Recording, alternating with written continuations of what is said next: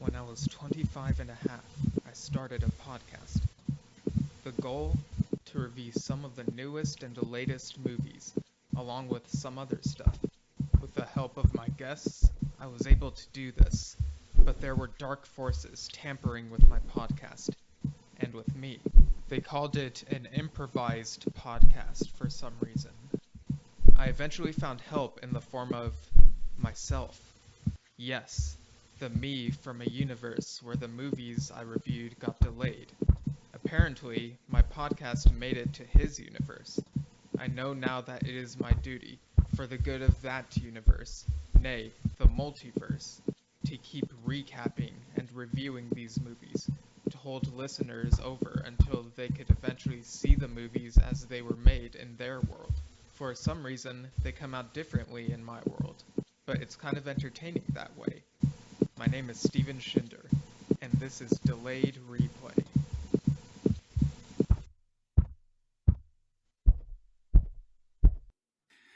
Dun dun dun dun dun dun dun dun dun dun dun dun dun. Hello, listeners. Welcome to another episode of Delayed Replay. I'm your host, as always, Steven Schinder. And in case you couldn't guess from that little thing I tried just now, we are talking about the seventh Mission Impossible movie, what was this called? Code Contact. Yeah, these movies always have weird titles. So yeah, talking about Mission Impossible Code Contact. And joining me once again, maybe you've heard him on the show, maybe you haven't if you're newer to the show. He's been on the Top Gun Maverick episode and on the Dune episode. It is Vinny Tangherlini. How are you? Hey, I'm good. How are you? Oh, pretty good. So here we are again talking about yet another Tom Cruise movie. Oh my gosh. Yeah, it was. Yeah. Wasn't he in Dune also? It's like all Tom Cruise all the time. Yeah, I mean, they could have very well cast him in like the 80s Dune because it was like around that time where like he was kind of coming into his own or something like 84. So like, yeah. Yeah, like Legend was 85, Top Gun was 86. So they very well could have cast him in that if they wanted to. Totally. Missed opportunity. But yeah, so we're reviewing / recapping this movie because apparently in that other universe it got delayed like a year, but we have it and it'll probably come out differently like some of the other movies that have been recapped. But hey, that's the fun of it. And so I guess we'll start by talking about our experiences with previous Mission Impossible entries. So had you ever watched the original TV show or is it just the movies? Oh, maybe I've seen clips of the original TV show, but that was never something I went down the rabbit hole for. I kind of want to now, but no, I've never seen anything beyond like clips online or anything like that. Okay, yeah, I've only seen the first 5 episodes of the TV show because Paramount Plus has the original 60s show. They don't have the 80s revival, at least not at the moment. But they also had like all the first 6 movies on there as well. So I was able to marathon those recently before watching the 7th one. But with the TV show, like I watched the first 5 episodes and I thought to myself, this is super boring. Like the pacing is like, I feel like they could have cut like the runtime in half because I swear like there was one episode where there's like a circus or something and it kept showing like the same acrobatics and it's like I feel like I keep seeing the same shot over and over or it's just repetitive like and so I was like, you know what? I'm just gonna jump ahead to the movies. It's fine, you know. Yeah, I mean, I don't know. It's not highly acclaimed or anything, but it's where it's all started. Yeah, like I think Leonard Nimoy is on the show at some point, but I haven't gotten to that point yet. So I kind of wonder if maybe the show gets better later. So I might circle back to it at some point, but like I just wanted to like get to the movies like right away and see what the hubbub about all those were. When did you see the movies and what were your thoughts on them? I definitely watched the first 2 a lot. 90s kid, so like seeing action movies, I think it's like 96 and 2000 or something. Yeah, like you're actually correct on that. Yeah, so like really like prime time for little Vinny to be like, yes, I love action movies. And Mission Impossible was like, it like made it feel so high tech. There was that beautiful, glorious time in like from 95 to 2005 when it was like, I've got a box with a bunch of wires, and you were like, that looks so high tech. And now like technology is so crazy, but at the time, like, it was like, this is so cool, it's so advanced, Yeah, like I get kind of nostalgic for like those old like hacker sequences with the like bulky computers and the typing and the green that's on the screen, like all the digits. Yeah, It's, like the it's such a weird thing. Yes, it's so of that time, of that like maybe like 7 years. And then so this movie's like, at least those first two are the epitome of that time.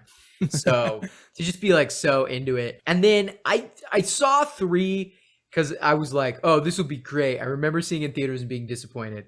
And then I was just like, Philip Seymour Hoffman, this is gonna be great. And then it was like, ugh.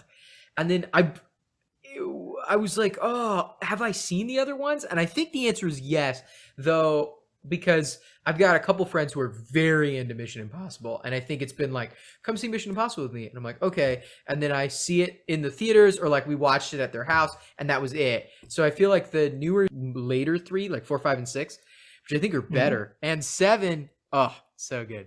I think those are better because they're sort of revamping the whole series, but those are the ones I've seen the least. So shame on me, I guess. Yeah, I guess it's kind of like those last few movies for you might be what the Fast and Furious movies are for me, where they just all blend together. But I feel like there's a similar evolution where like you get like the classic first one, and then the second one is like, I'm not so sure. And then the later ones kind of reinvent the whole thing and kind of like go bigger. So my thoughts on the first 6. So I watched the first one, and it actually has a connection to the TV series, but it's kind of weird because like the character from the TV series, like I hadn't seen the character yet. He's a season 2 character apparently, but he's played by an actor different from the one who played him on the show. Because like he didn't want to be in the movie and be like, because he didn't like that the character is revealed to be a traitor, and like lots of like OG Mission Impossible people, like cast and I guess fans, were like upset about that. So it's like it could kind of be in the same universe as a show, but you could also pretend it isn't, just because it's so weird that it's a different actor, I guess. And it's so like rushed. It feels very rushed. Like, oh, he's the bad guy. Yeah. And so I found that first movie to be kind of meh, to be honest. Sure, if I watched it and wasn't like 8 years old, it would be, it would suck.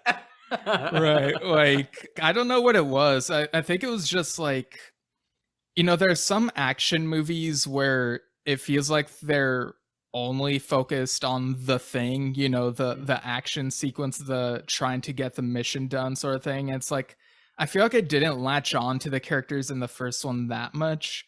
And then the second one, even less so, because like Mission Impossible 2 feels so 2000 in all the worst ways, like right down to the soundtrack. Like it feels like the same problem that early 2000s James Bond movie suffered from, like before they had to like reboot.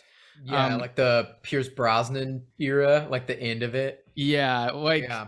It felt like they made Ethan Hunt, Tom Cruise's character, into like an extreme like type of superhero type of thing, and like the action was like super over the top. Like there's a sequence where like the 2 bikes come together and they just jump off, and like it's like it looks kind of funny, but at that point I was just like an hour into it, like halfway into it, I was like, I just want this movie to end already. And so like I really disliked the second one. Like, it felt like they're trying too hard to make him James Bond, right down to how the romance was going on. Yeah, the romance is weird in that one.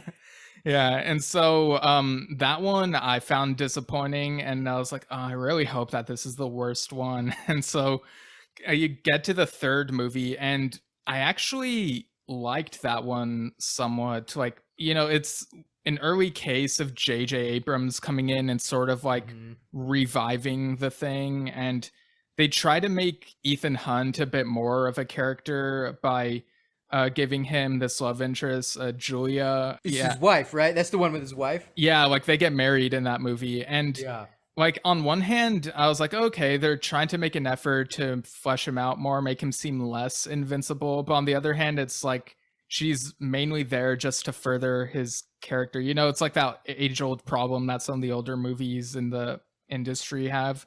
But I thought Philip Seymour Hoffman's performance as a villain was really cool. It's kind of weird because in the movie Red Dragon, he plays one of the victims who's like tied to a chair, who's like glued to a chair. And in Mission Impossible 3, he's strapped to a chair again, but this time like hanging out in an airplane with the wind rushing. And it's like, yo, it's weird how this isn't phasing him that much. This is so hardcore.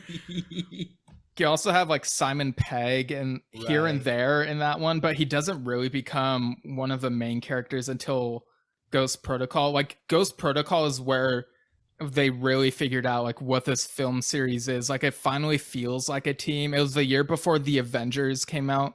The first three kind of had like the X-Men problem where it was like Tom Cruise and friends, sort of like Wolverine and friends. But yeah, I feel like the team thing in the fourth movie like just worked so well, and also like really cool sequences like the projector in the hallway. That was a step up from 3 in my opinion. And then the fifth one, Rogue Nation. Fun fact, apparently Lucasfilm couldn't release a trailer for Rogue One, a Star Wars story, around the time of like Celebration 2015 because of the Rogue Nation marketing. And but like they played a teaser at Celebration but couldn't release it officially online. So that was kind of weird. But Rogue Nation, I really loved. I felt like they did the Ethan Hunt on the run type of thing even better than the first movie. Yeah. And you even get like the bromance between him and Benji, Simon Pegg's character. Like you see the loyalties between these characters, and like it just felt like even that was a step up from the fourth one. And it's like, yo, like how much better can these get? And then like you get to Fallout, it's whoa, what? Like okay, so like I kind of glossed over like the wife from the third movie. Like she's kind of mentioned in the fourth one, and it sounds like she may have died, but then it turns out at the end that she's still alive, but they have to be apart, and it's like a little cameo. But then the sixth movie brings her back into the fold as she's actually like really important. She feels more like a character, and it's like it feels like that movie gave a lot of closure to some of the stuff in the series. Like I was glad that I marathoned them rather than waiting years between these sequels and wondering like what happened with her. And like Henry Cavill is so good in that movie. Good. And like that, the mask scene, like that was like the best mask scene so far of those first 6. It was like, I was on the edge of my seat. There were like so many twists. Like that one, Fallout was my favorite of those first 6. So I feel that from 3 to 6, they were really like stepping it up. And it's just so surprising because like in lots of film series, when you have like at least 6 installments, like some of the later sequels are just like, these are pretty garbage, but they still make them because they somehow make money. But with these, it's like, whoa, with the later ones, they really know what to do with them. It's a series that its arc is very exclusively upwards. Like I think it just only goes up. It doesn't really like dip yet. And that includes the 7th one. It doesn't dip. So hopefully the 8th one, which is currently on track also. They were like filming 8th one comes out in like a year, I think. Yeah. So stoked for that. Yeah, I guess we'll go over our thoughts on the 7th one. Because like after the 6th one, I was like, honestly, they could have just ended it there and I would have been happy. But so like I wasn't sure what to expect for the 7th one. Yeah, I guess we'll just get into it. Totally. Yeah. So we obviously have our like familiar faces. Like you have Ethan Hunt, you have Benji, Luther. Yeah, that's his name. Oh yeah, Ving Rhames. Yeah. It's so cool that they were still able to like bring him back in these later movies. It's cool that because he was in the first 2 and then he was just the cameo of cameos in that 3rd one, and then he was like, all right, I'll come back and I think the 4th one was a cameo. Oh yeah. And you also have Ilsa, who's been a major character in these last couple. But you also get like a couple of like callbacks to the first movie, like Eugene Kittredge, who is the former director of IMF in the first movie. He comes back and like sort of informs them of like this thing that's going on. Same actor too, right? Yeah, it's Henry. How do you pronounce this? Henry. No clue. Czerny? Czerny? Yeah, that's what Wikipedia says. Yeah. Czerny. Yeah. Yeah, same dude from way before. Yeah. And so like he's kind of like come back because like he's helping them like research this thing that's going on. Like they've found out about this like secret organization that has this weapon that can emit sonic sound that'll like make everyone feel really isolated and lonely. And like what did you think of that as the threat to the world in this one? It feels when you like try to describe it, it sounds dumb. Like, yeah, like it does. But then like when they like show it and they show the actual effects, it's very like intense. They really go the deep dive into like loneliness and depression and like the effects of all that. And when I like read the Wikipedia, like this is what the movie is, I was like, okay. And then in going in it, I was pleasantly surprised. I felt like it was a really like it wasn't just like this big, oh, we've got a bomb, we're gonna blow up the Capitol. It was very like, oh, this is like a like really emotional, different, villainous twist. This is more deep than just like I'm the bad guy with the gadget. And it was like, oh man, which is of course continuing the upward trajectory of these movies. Yeah, I feel like with movies like these, the default threat tends to be like either a virus or a bomb. Like, and I guess that's kind of why the sixth one was called Fallout, right? Like not just fallout between people, but like the potential for nuclear fallout that could happen. Yeah. So that was like really clever. But with this as a threat, loneliness, it's like lots of people can relate to that. And it sounds goofy when like on the page, but like seeing how they like test it on people and what they go through and the memories that they experience that really haunt them, it's like really thinking outside the box, I think. Yeah. And that on a mass scale like is a threat that isn't like, okay, everyone dies immediately, but is like, oh, society would forever be destroyed. Like, so it's kind of like a deeper, it's a thinker. It makes you think. Yeah, like it's more cerebral. Yeah. And like long lasting effects, if the bad guy gets away with it, like it would be awful for a long period of time rather than like one massive explosion, all these important people are gone, like forever just like entrenched in horrid life. Very diabolical. Yeah, and speaking of the bad guy, we get this villain who's played by Isai Morales. Yeah. What'd you think of his performance? It was spooky. I'm trying to, I gotta look him up and see if he's done anything that Yeah, like I don't think he's been in anything I've seen. Like if not, then this was like my first time like seeing him. And it was... Ozark. I've seen Ozark. Oh, okay. I've seen the first few episodes of that because my friend wanted to watch it and I just dropped it. He's on Titans. Have you seen Titans? Oh my gosh, that's who he was. Yes, he played Deathstroke in Titans. Yeah. So good. So I haven't watched Titans, but I was like, I think you have. Yeah, he was also in an episode of Curb Your Enthusiasm. Okay. Yeah, okay, because like during this movie, I was like, have I seen him in anything else? And I wasn't sure. And it's like just now that just blew my mind. It's like, okay, Slade Wilson. Yeah, let's go. Yeah. He's pulling out all the stops, I feel like. He's got the thing that I really like in villains, and a lot of Mission Impossible villains have this, where you love to hate them because they're so charming and good, but then like he turns on a dime and is ruthless and like awful and like the mentally damaging stuff he's doing with the loneliness thing. Like, it's weird to be like, oh, I really like him and I also really hate him. Because when you're introduced to him, you don't know he's the bad guy. You're just sort of like, this is this guy. And then you like quickly realize it, but he's so charming in that first scene at the casino. Like, he's so charming.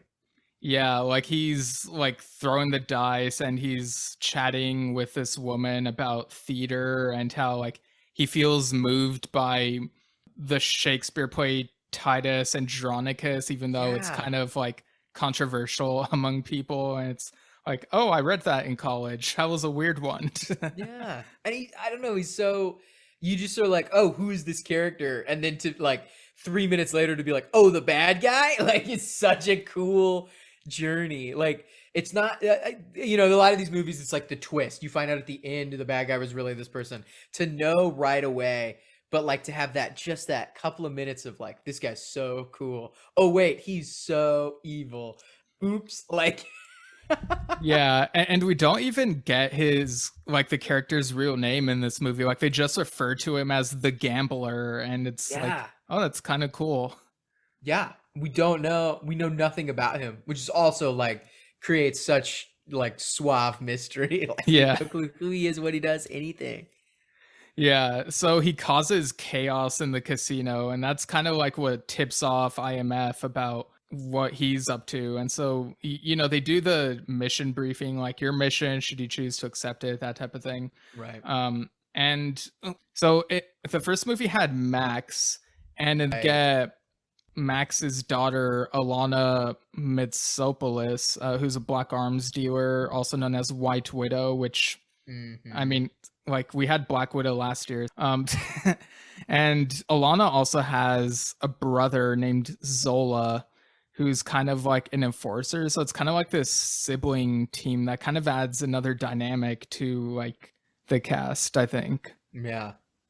Yeah, the team is well-rounded. I think they've taken the best of each of the movies, you know, and really brought them in to make a well-rounded team. Yeah. And so they also meet up with Hayley Atwell's character, who's kind of a mystery in this for a while. And it's like, oh, wait, who are you? And she, like this had to be a Marvel reference because she calls herself Agent Carter. Yeah. And then they're like, oh, are you related to Jane Carter, who's like one of the team members in the fourth movie whom we hadn't seen since then? And she's like, yeah. And like, she says like she's a cousin of her, and everyone's just like, oh, okay, and just goes along with it. What'd you think of Hayley Atwell's introduction in this? She feels very like a setup for MI8. Like, I don't think we got enough details about her, and I know she signed on for both movies, so I feel like she's for sure, like, maybe she'll like be it'll twist and she'll be the villain in the 8th one or something, but like, right, it feels very like oh, we just got a couple nuggets of her, and I'm not sure, I don't know where her loyalties lie at the end of the movie, because she kept like not helping the team. Like, she like would do things her own way and like sort of screw the team accidentally maybe in the process. Like when they're in Istanbul and she breaks off from them, and then like she ends up getting the key or whatever that they needed for the thing, and then but she like had to kill those guys. Like, man, did I see this movie and I was tired. But she like killed these two dudes that they were going to try to get info out of, and she killed them and got the key. And then like, it was like, oh, okay, we could have like interrogated those guys and like figured out what was going on, but you just killed them and got the key. Like, I don't know. There's stuff like that in there that I'm like, I don't trust her. But she didn't outright do anything like nefarious, so who knows? But I feel like she's got a big role to play in 8. She's only in a couple of scenes in that Istanbul part. Yeah, because like she doesn't do anything that like goes against their mission or whatever. But there's a moment at one point where they're like, you're not really Carter's cousin, are you? And it's like, who are you really? And it's like, whoa, are we going to find out in 8? Like, I don't know. Right. Yeah, because then like something happens, they can't finish the conversation. But yeah, like it's very it feels very like cool. We've introduced this character, we put a little couple of breadcrumbs, but like there's got to be more to come. She's way too mysterious. Yeah, so like they're interrupted by this explosion because like, the gamblers, like minions or whatever you want to call them, are like, Goons. yeah, goons. Little gambler goons. Yeah, the gambler goons.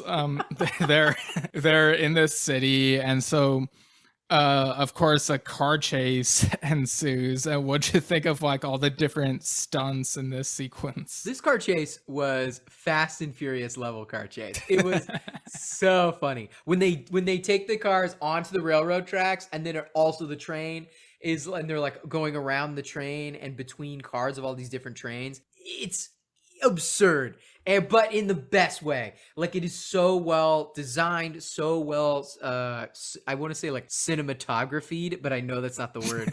But yeah, like, I think in the Top Gun Maverick episode you said that something was beautifully cinematographed. Cinematographed.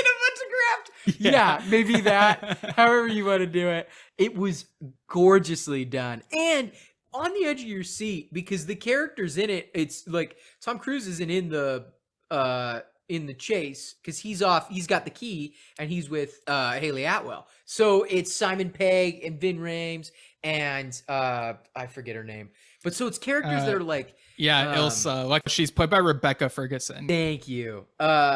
And they're not like expendable, but I'm also like, they could die. These characters could die, or like one of them could die. They've been in like 3 or 4 movies. They could go out in like a really like, heartfelt way that pulls at the heartstrings of the audience. So I don't know. For me, I was like, oh, it was weird that the character we know nothing about and the main character, who's obviously not going to die, are safe. And the other characters are all in this exceptionally dangerous scenario.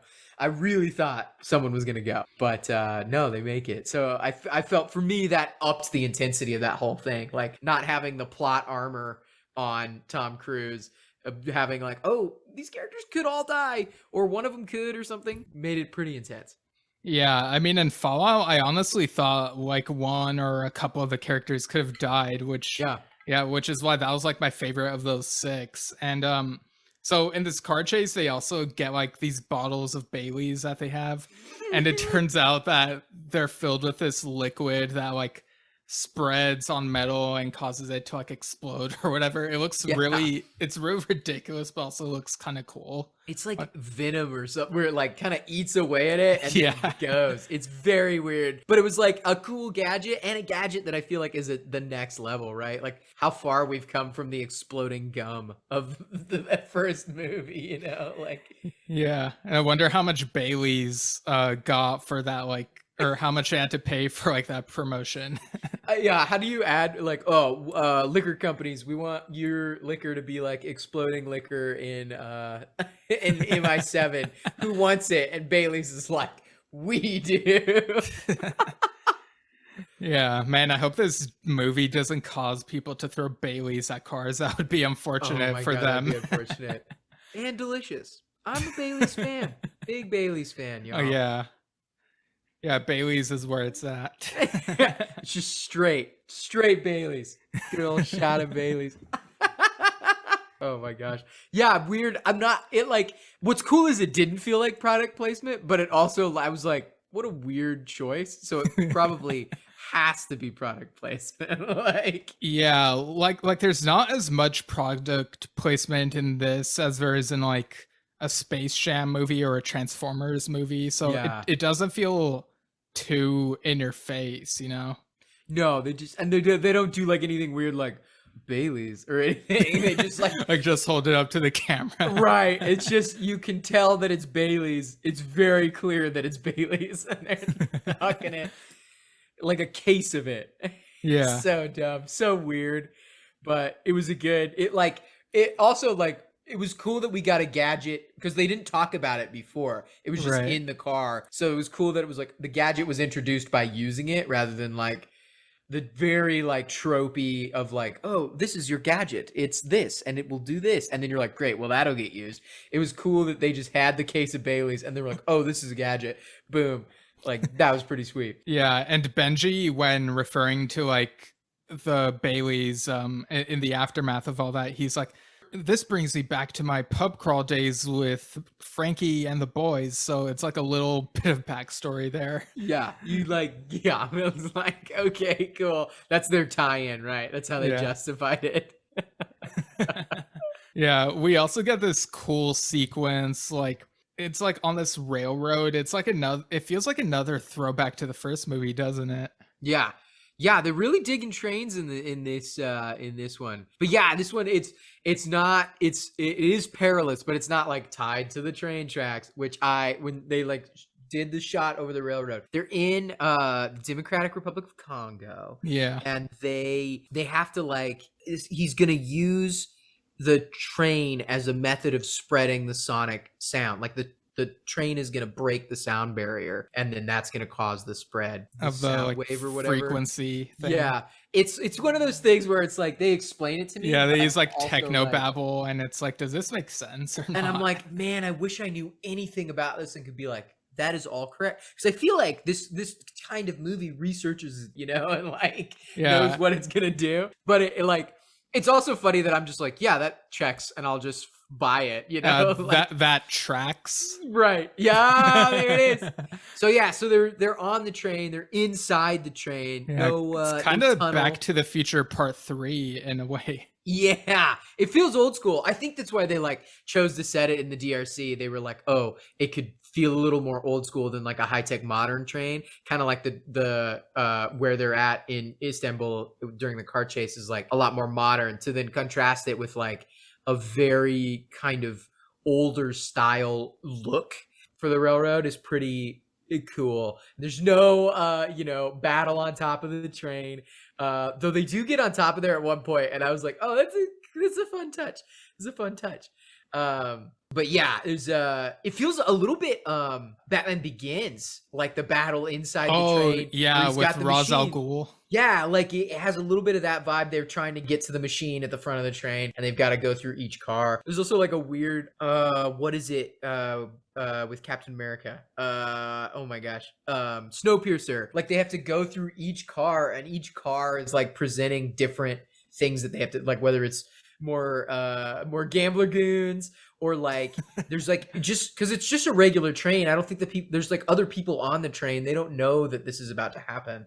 So I think like there's also just like civilians doing their own thing, that they have to they can't just be like, we're spies, boom, so they have to like play it cool at a couple of cars. So yeah, it's a different sequence, and it's long. It's like the whole third act is on this train. Yeah, so that's kind of cool. Yeah, and like before this, the whole team is like trying to infiltrate the gambler's lair that is like near this place, and they get captured, and there's this whole like long sequence where he's monologuing, and he's like, you're hanging on to his every word, and it sounds so interesting the way he delivers.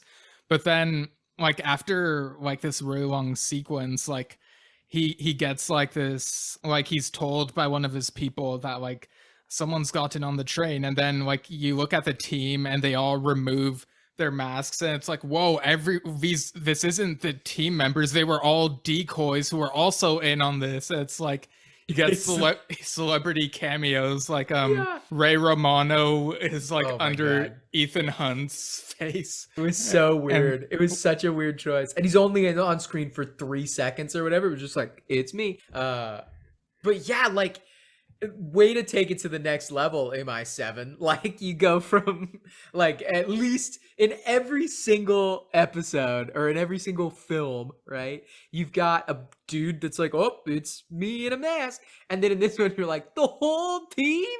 Yeah, like Mark Gatiss was masquerading as Benji. Yeah, and you had like a couple other people as well, like who were a couple of those other people under those masks? I don't think I recognized all of them right away. It was she's in Game of Thrones.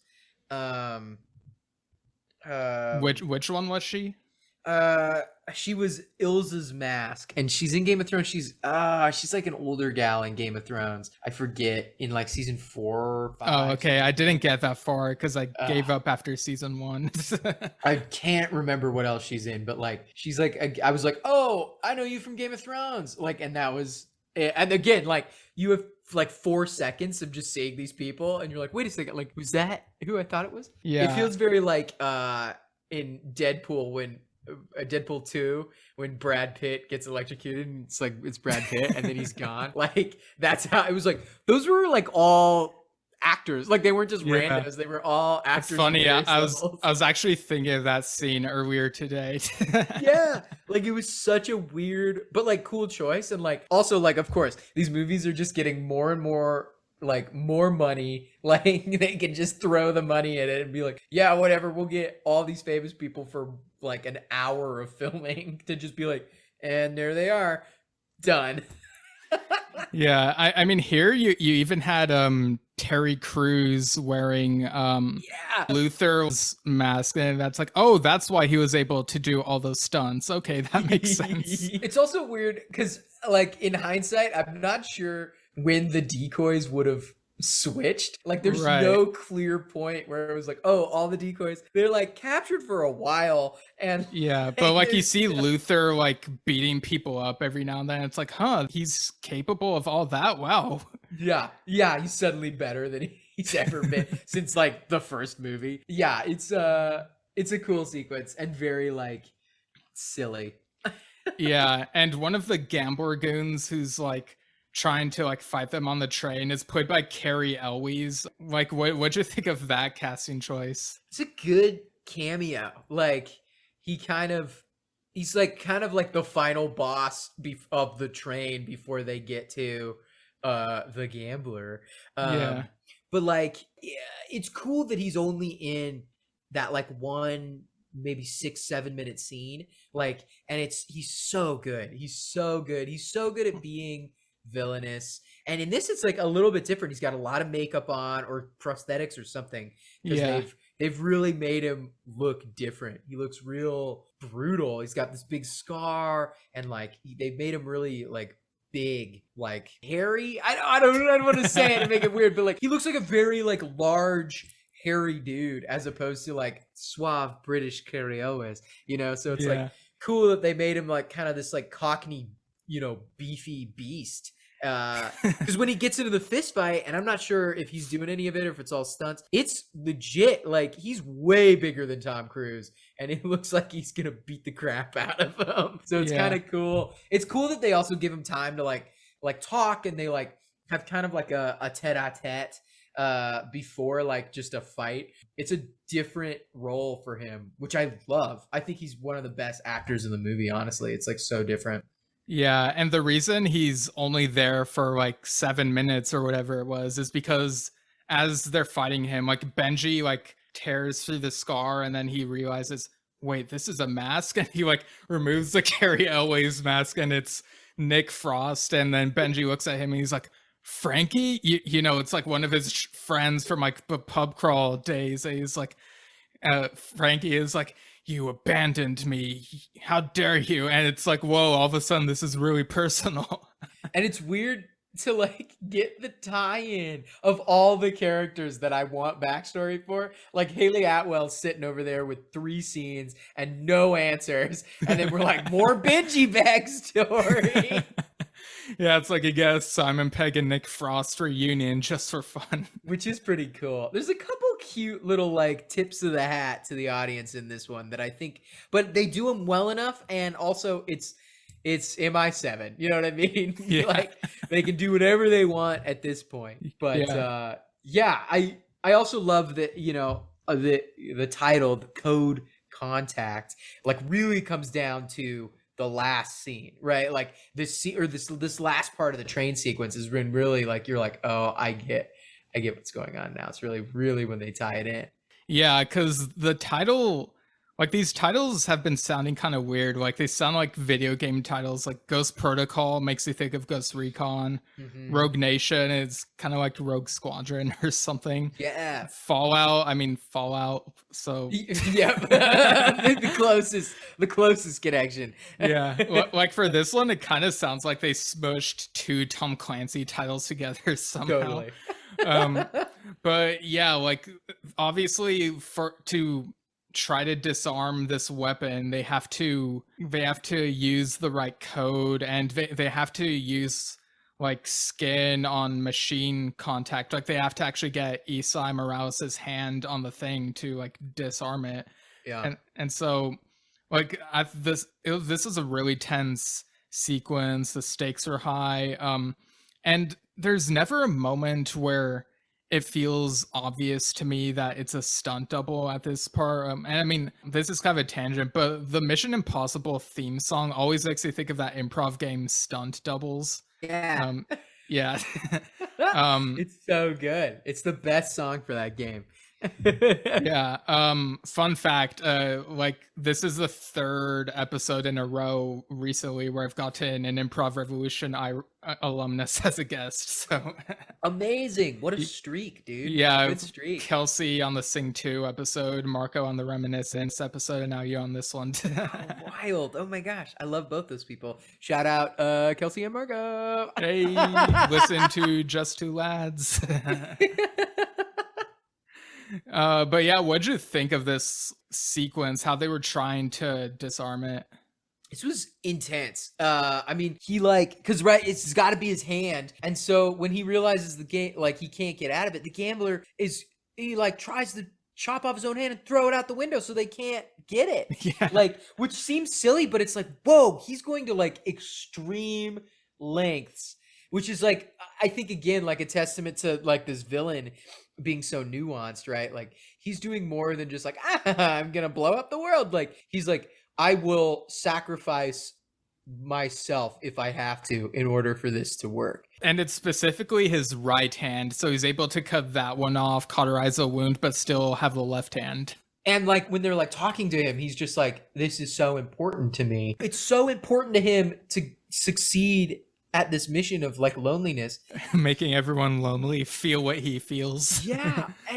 But it's like, it feels real. Like it's a very few villains have ever hit me this way where I'm like, damn, like this guy's messed up in a way that isn't like the Joker or something where it's like, oh, they're messed up, but like in a totally different way. Like right. This guy's messed up and needs good therapy and like really like, but also like a little bit pitiable where I'm like, dang, like you're really so in this, and I wish there was a better way for you to manifest your whatever you're going through. Yeah, it's an intense scene. I think it really like Tom Cruise is Tom Cruise. He does a good job in like really letting this hit him, because I feel like he really sells it. Like this, it could be just yet another crazy villain monologue, but instead like Tom Cruise is really like, whoa. So that's kind of cool. I thought it was very surprising the way they ended this movie, which was the villain actually succeeded and like using this sound across the whole world. It's like, oh fudge, like like the thing is out of the bottle, like the Bailey's is out of the bottle now. So like I guess for the 8th one they have to figure out, well, how are we gonna cure everyone of this? And it's like such a status quo changing thing, and like Ilsa is like beating him up and being like, how do we reverse it? And he's like, I'll never tell. And he like in slow motion jumps out into like the river as like he like shoots himself in the chest. And it's like, dang, like this is, wow. I didn't expect this type of ending. It was just so, and like the last word he says as he dies is nerve, and it's like, what does that mean? Like, what does it even mean? Is it a hint, or is he just saying he has nerve or they have nerve? Like, what does he mean? Yeah, does he know someone named Nerve and he's calling to them? Is it an acronym or what? Oh, that would be tight. It's the solution, right? Is like final clue, because he kind of plays a little bit of like the riddle game without, like, he's dropped some clues for them throughout the movie to like throw what Nerve being a clue could be really interesting. But yeah, I also think like, how's Hayley Atwell wrapped up in this, right? She's not there for that whole train sequence. Like she's already left. What? She's got to come back. She's got to tie in somehow. Maybe she's got the solution, or maybe she figured it out. Maybe she was working for him the whole time, and so she knows how to stop it, because maybe she'll see how devastating it is. It's really cool. Like the villain wins, and there is like conclusiveness, because like I think the team, in an attempt to battle the loneliness, like really cinches together. So there is like a very conclusive feeling to the movie in the like last sequence. But it leaves this like major problem on the table, which is rare for these movies. They almost always like tie it up in a nice little bow and it's done, you know? Yeah, but I guess since they were making these two back to back, they were probably like, oh, we can make this thing and stretch it into 2 movies. And so like it feels very heavy. Like you see how the frequency affects each of them. Like Benji says that he misses his friends and he feels really bad about having to kill Frankie. Tom Cruise or Ethan Hunt, they're the same. He says he misses his wife he used to be married to. Right. Like everyone is just feeling lonely, and like if they don't even like come together for a group hug, it's like this is so bizarre and uncomfortable, and it's like how are they gonna deal with this thing? And it's like what else could happen? Will Jeremy Renner be back in the next movie? Will Jane really Carter show up as well? But yeah, like there are lots of possibilities. It's like, wow, they really did like a status quo changing thing. But like, is this gonna be like Endgame where in the next movie they do resolve everything, or will it be more bittersweet, like something else? Like, I don't know. I think they'll fix it. I think because they've got characters that they don't show us at the end that are like important. So I feel like there might be a way that some people avoided it, and so there's a way to like fix it, and that could be Jeremy Renner, and that would be so cool. Or Hayley Atwell, maybe she's good. I don't trust her, but maybe she's good. Yeah, maybe the next movie will be like Endgame, and that it begins with Jeremy Renner losing everything and becoming even more lonely. Like they'll just redo that whole thing. Lose his family again in a different franchise. That's funny. Yeah, like I don't know. I think they'll get out of it. I mean, I can't imagine this movie taking the darkest of twists for 2 movies. But it is kind of cool that it does have like the Infinity War setup, right? Like yeah. So it would be interesting to see like if they respond similarly with sort of an Endgame style Mission Impossible 8. Who knows? Yeah, because like you see this news footage at the end where it's like lots of people are like staying indoors for fear of speaking to each other. And it's like everyone has this anxiety, and it's like super weird. Like the streets don't have as much traffic. And it's like it does kind of feel like an Endgame vibe with like half the universe missing type, like just the look of it, I guess. It's like, that's kind of odd. Well, and it affected the team too. So like, how are they going to get out of it so that they can save the world? You know, like there's something interesting about that. Yeah. Well, hopefully it's not a time heist, because I mean, there's lots of suspension of disbelief in these movies, but like you can only go so far. Yeah. But what'd you think of like the cinematography overall? It was cinematographed so good. I mean, these movies, that's like this is the bread and butter of this movie, is like how beautiful it looks and the way that they do these sequences. And this one, I feel like it packed the emotional punch, which was cool, but it didn't negate or neglect the amazing like visuals. The sequences in both the foreign countries that they go to, the DRC and Istanbul, are so beautifully done. The like, even just like the way it's shot, they do a good job with close-ups. They do a good job. They make this movie look good for being an action flick. You know, they make it look really good. Yeah, I feel like the look of the second movie is really dated. The third movie also looks of its time, but it's fine, I think. But from 4 onward, they're just really pulling out all the stops. Like you have these directors like Brad Bird on the 4th movie. And from 5 onward, it's just all Christopher McQuarrie. And it's like McQuarrie knows what he's doing with like all the shots from above and like from the side during the action sequences. Like is a really good eye in this one, and which is refreshing when in some recent movies there's a lot of shaky cam type of stuff. Right. Yeah, it's nice that it's very smooth and sweeping and like really enveloping, you know. It's good. It's good. It's very good. Isn't that like a logo at the end of like some show?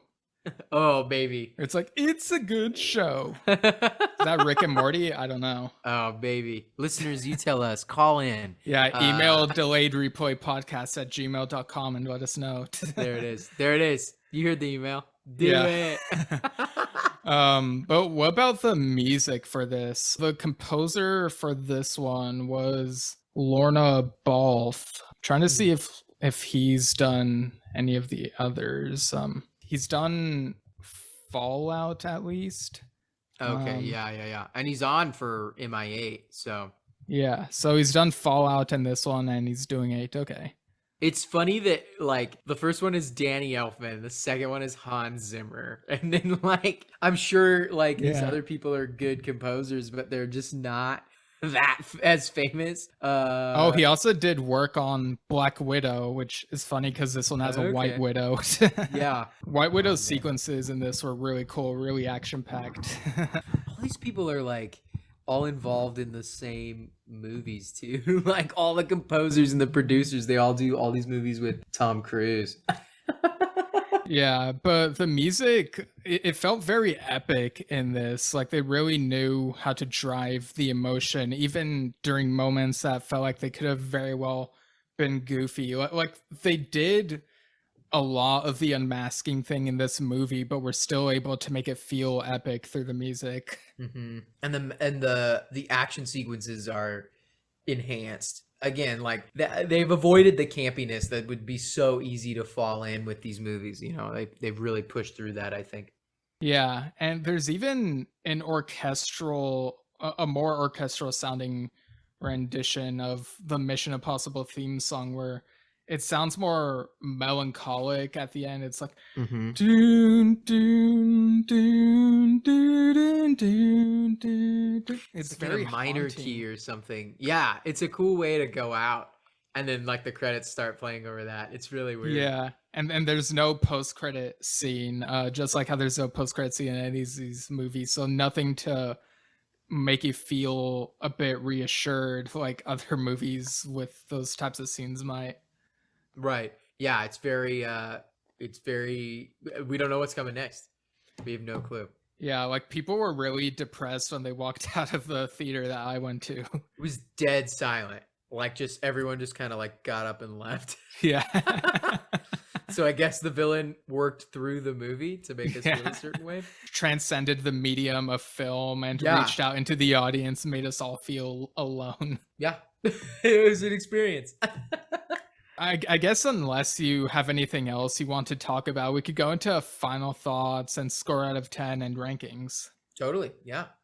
Okay, so for ranking or for score out of 10, what we've been doing is we also say unit of measurement. Like we can each use a different one. It could be something related to the movie. So like, for example, if you were rating Monsters Inc., you might say, 7 out of 10 canisters or something. I don't know. Sure. You only give Monsters Inc. a 7 out of 10? As I said that, I was like, that is not the score I would give it. It would be like a 9, maybe.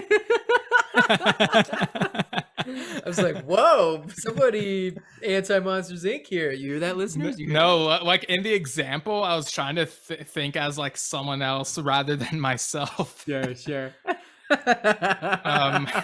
But the show Monsters at Work feels like a 7 to me, from what I've seen. But anyway, I'm too scared. I'm just having to watch. Too scared. Too scared that it's gonna just suck. I'm just scared it's gonna suck. Yeah, I mean, it feels more slice of life. I don't know. Like, I guess it's not like what people expect from a Monsters Inc. sequel. Like everyone wants the Sully and Boo reunion, right? But the show is not that. It's them like right after having to stop doing the scare thing and try to do laughing instead. But you also have like this college graduate who finally gets to work at the company, but he feels kind of useless at first because he was taught to scare. And it's like, yo, in college, like people think getting jobs will be easy like right after, but you have to like learn new things and maybe do stuff that you didn't think you'd have to be doing even after all this education. So it's like it hits hard. Yeah. It hits real. If anyone's in college, you You will feel. Wow, that's interesting. Well, maybe I'll give it a shot. What do you think, listeners? What do you think? Email, delayed replay. Yeah, I feel like if you watch the first episode, you'll get a good idea of what the tone of the show is, and you could decide that way, like whether you want to continue or not. Like I said, some of the humor is kind of like just everyday stuff, I guess. It's kind of sure. Yeah, but okay. Yeah. Okay. But getting back to this movie.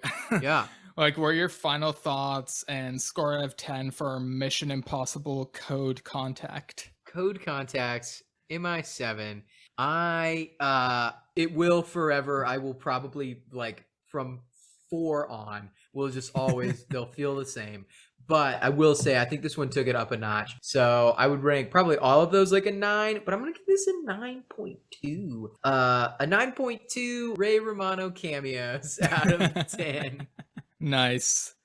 And how do you think you would rank all 7 movies? I think it would be literally like each one would be more. I haven't seen the early ones, but in hearing you talk about, like in quite a while. Yeah, like in a long time. But in hearing you talk about them, I'm like they're probably like Batman Forever, where I'm like that movie was so good. It was if you had asked me as a kid what is the best movie ever made of all time, I would have been like Batman Forever easily. And then in hindsight, I'm like, it can't. There's no way. It's got to be hot garbage. Yeah, Jim Carrey in that Riddler outfit. Yeah, Tommy Lee Jones like prancing around with toothpaste makeup. Tommy Lee Jones replacing Billy D. Williams, and it just not making sense. It's like they both have Lee as their middle name, and that's the connection. Or Lee and D rather, like they rhyme in the middle, and that's it. That's it. That's how it works. But like, so I feel like I think like probably like the first one is probably like a 6, and then it's probably like a 6.5, a 7. For the fourth one is probably like a big jump. I'd say that fourth one probably goes up to like 8.9. And then like 9, 9.1, 9.2, you know, like, I think it's like that. I think each one's getting better. I have a feeling MI8 is going to be easily a 9.3. Okay. Yeah. So when rating each of these movies as I watch them, I was using Letterboxd, and they have a 5-star system. So I guess like I had to like kind of round and whatever, because it's not much wiggle room. So on like a rounded scale, like if it were a scale from 1 to 10, the first movie would be somewhere around 5 for me, like maybe like slightly above 5 out of 10. Mission Impossible 2 might be a 4 for me. Like I just felt really embarrassed to watch it. And then 3 maybe a 6, maybe slightly above that. Ghost Protocol is at least a 7. Rogue Nation might be an 8. And then Fallout is definitely a 9. From 3 to 6, it felt like each one was getting better and better, which was a really nice surprise, because after watching the second one, I was just ready to hate the entire rest of this series and not have that much fun with this discussion. But like, I think Code Contact was surprisingly still good. I don't think it surpassed Fallout for me. Like, that was so well-rounded, could have ended there, but I still loved how Code Contact shook up the status quo. So I think it's second best for me. So maybe Code Contact is like 8.75 out of 10 Bailey's bottles. Yes. Yeah. All right. But yeah, I think that'll do it. I'm really excited to see what they do with the 8th one, which comes out in like a year or something. But yeah, thanks for guesting again, Vinny. Where can people find your stuff? Oh yeah, I do improv in the city of Chicago. Right now I do a lot of online shows with Comedy Sports Chicago, so check us out on Twitch at CSZN Chicago. Like the other you in that other universe also does this stuff. So totally, we're at that point we are aligned. Otherwise, Facebook, Instagram, all that stuff. Vinny Tangherlini. So check me out. Yeah. Yeah, and I'll link all that stuff in the show notes as usual. Perfect. And People can follow me at Steven Shinder on Instagram and Twitter, Steven Shinder Storytelling on Facebook. Go to stevenshinder.com for info on my book, Lemons Look Like Rain. More details to come on the next one. I'm also on a podcast that me and my dad recently launched called Yes Shift. It's all one word. YESSHIFT, talking about the progressive rock band Yes, which we love listening to, and has I love Yes. I Oh, love Yes. do you actually? Yeah, man. I do. Oh, wild. Wow, how familiar are you with them? Not super, but man, do I dig what I know. But do you have like a favorite song or album or anything? I don't. I'd have to look up album names. I'm not that. I'm so bad at song titles and album names. I'll be like, it's the one that goes like this. So I will, you know what, I'll send an email to Delayed Replay, and you should too, listeners, with your favorite Yes song. Yeah. Nice.